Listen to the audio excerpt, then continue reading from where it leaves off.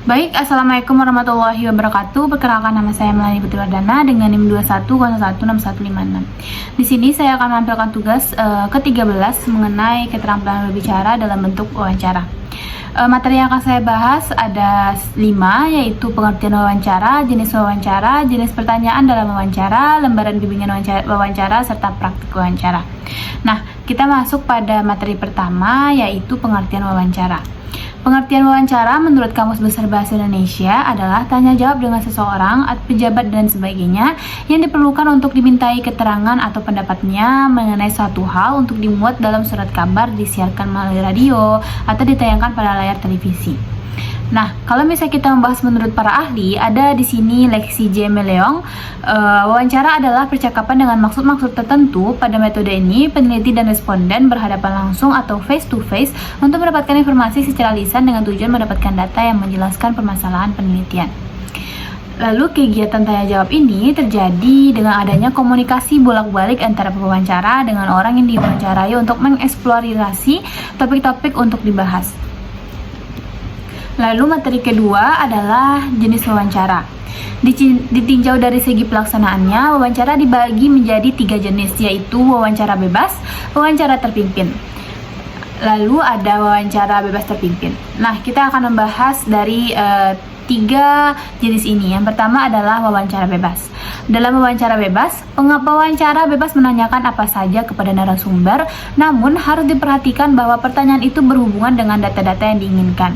Jika tidak, hati-hati, kadang arah pertanyaan tidak terkendali. Lalu ada wawancara terpimpin. Dalam wawancara terpimpin, pewawancara sudah dibekali dengan daftar pertanyaan yang lengkap dan terperinci. Lalu yang terakhir ada wawancara bebas terpimpin. Dalam wawancara bebas terpimpin, pewawancara mengombinasikan wawancara bebas dengan wawancara terpimpin yang dalam pelaksanaannya pewawancara sudah membawa pedoman tentang apa saja yang akan ditanyakan secara garis besar. Lalu materi yang ketiga adalah jenis pertanyaan dalam wawancara. Ada pertanyaan terbuka, pertanyaan hipotetik terbuka, serta pertanyaan langsung, pertanyaan tertutup, pertanyaan beban, pertanyaan terpimpin, pertanyaan orang ketiga. Nah, saya akan menjelaskan mengenai jenis pertanyaan dalam wawancara ini. Pertanyaan terbuka. Maksud dari pertanyaan terbuka adalah pertanyaan yang menghendaki jawaban yang luas dan bebas. Luas dan bebas artinya penjawab dapat menentukan sendiri bagaimana bentuk jawaban dan sepanjang apa jawaban itu hendak diberikan.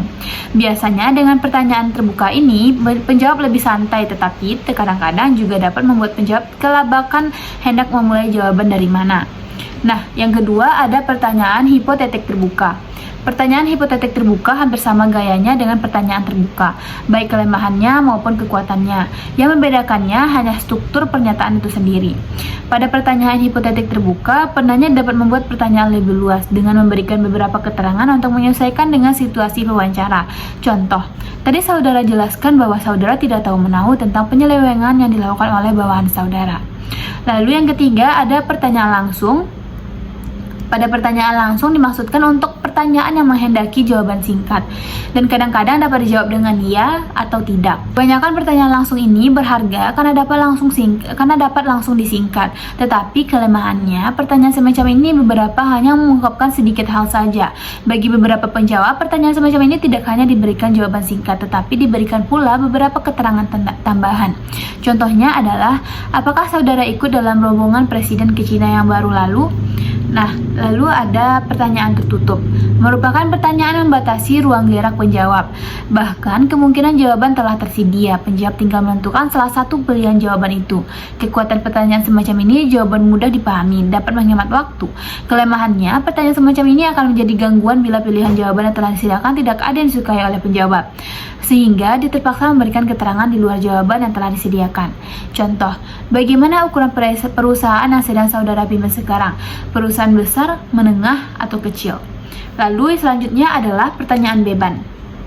Merupakan pertanyaan yang menimbulkan beban berat bagi penjawab disebabkan tidak ada jawaban yang benar. Namun, menuntut jawaban emosional pada pertanyaan beban macam ini jarang digunakan karena akan menimbulkan beban emosional kepada penanya dan penjawab. Contohnya, kalau bendungan raksasa yang direncanakan itu gagal, apakah Anda akan mengundurkan diri dari Dirjen Pengairan? Selanjutnya adalah pertanyaan terpimpin. yakni pertanyaan yang diikuti dengan arah jawaban dalam pertanyaan terpimpin merupakan pertanyaan yang sangat membantu untuk mengetahui sampai sejauh mana penjawab setuju dengan pendapat atau pandangan penanya yang diajukan sebelumnya. Contoh, saya melihat di daerah ini banyak sekali industri kecil yang mempunyai semangat kerja yang tinggi. Bagaimana dan dalam bentuk apa Anda dapat memberikan bantuan kepada mereka? Lalu selanjutnya pertanyaan orang ketiga. Ini dari pertanyaan orang ketiga ini adalah isi pertanyaan yang diajukan seolah-olah merupakan pertanyaan yang datang dari orang ketiga. Kemudian jawabannya pun sepertinya untuk orang ketiga. Gaya pertanyaan semacam ini dibuat agar penanya terlepas dari rasa terganggu secara emosional, sehingga perlu dialihkan seolah-olah bertanya itu bukan dia. Contoh, beberapa pemimpin mahasiswa menginginkan adanya kebebasan berbicara di kampus ini. Menurut mereka, selama Anda menjadi pembantu rektor bidang kemahasiswaan, kebebasan berbicara itu banyak dikekang. Nah, kita lanjut kepada materi yang keempat adalah lembaran bimbingan wawancara. Saya akan menjelaskan sedikit, yaitu terdapat di sana nama responden, tanggal tempat wawancara, serta hari dan tanggal. Nah, lalu tersedia juga pertanyaan dan jawaban. Pertanyaannya misalnya seperti, bagaimana sikap kamu ketika guru menerangkan? Jawabannya, mendengarkan. Tetapi kalau pelajarannya sulit, terkadang saya malas mendengarkan. Lalu yang kedua, apa pentingnya menghargai guru dan teman? Ya, agar kita juga dihargai. Lalu yang ketiga, apakah kamu senang berkumpul dengan teman ataukah lebih senang menyendiri? Berikan alasanmu.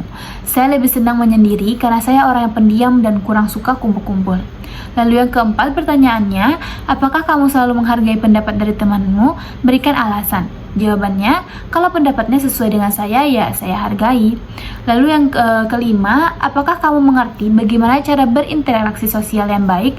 Berikan alasanmu. Jawabannya, kurang begitu mengerti karena saya pendiam. Lalu yang materi yang terakhir yaitu praktik wawancara.